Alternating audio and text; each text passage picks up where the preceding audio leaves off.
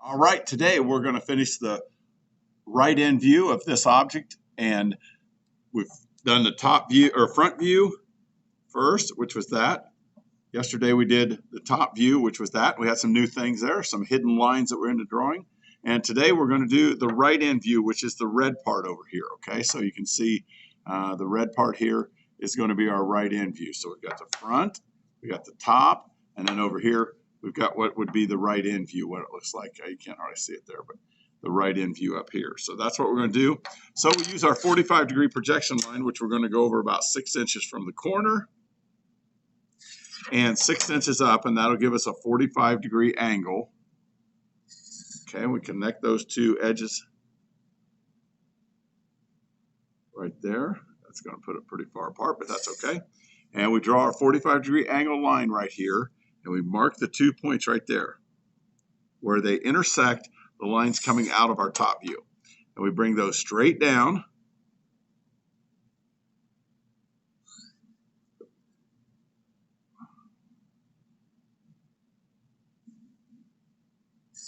And that forms our right end view right there. Okay, so that's our right end view. Looking down at that, I don't think I can move it so you can see it a little better. It's the right end view right there. Okay, so then all we have to do is go back and darken it in. So we're going to darken in the top, coming across here, because that's this line right here. So we're going to darken that in. We're going to darken in the sides all the way down.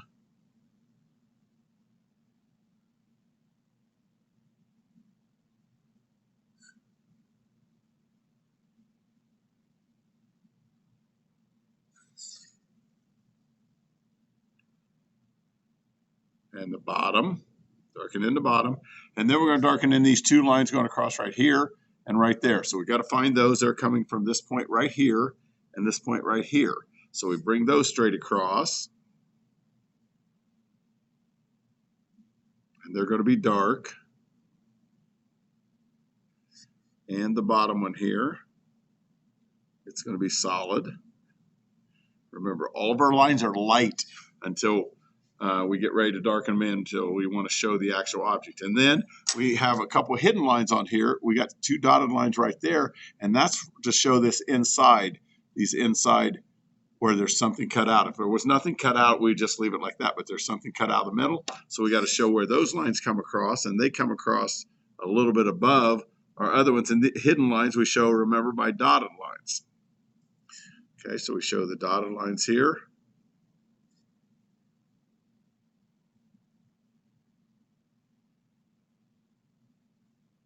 So it should look like this.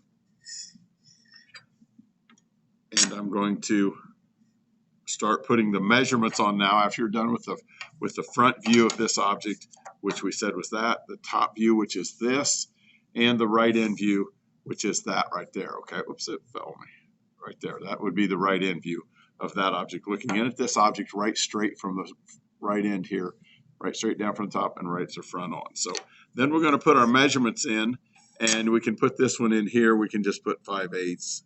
We won't worry about putting any.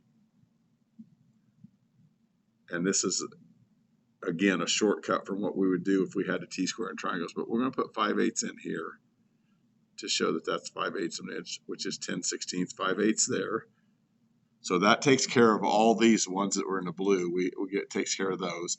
And then these 3/4 inch we're going to put out to the side here. We're going to bring them out. They're called extension lines. They come out. They don't touch the object, but they extend out from the object. Okay. So we'll put these a straight line in between here.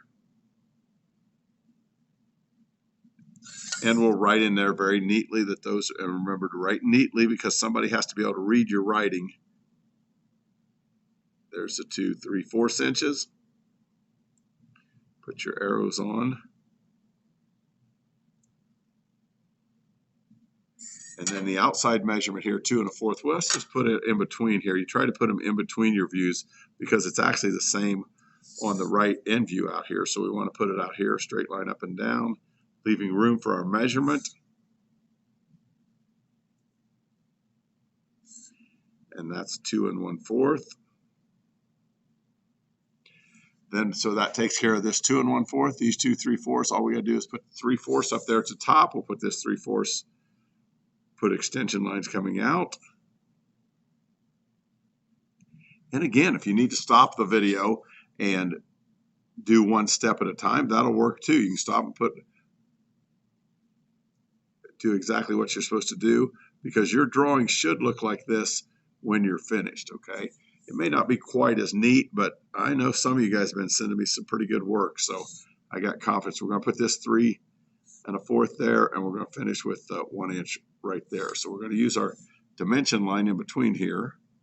Try to get as straight as possible. We're going to put a line in here, leaving room for the measurement. And that measurement is 3 1/4 inches. So we're going to put 3 1/4 in your best printing, best lettering. And the last one we got to put in here is this 1 inch right here.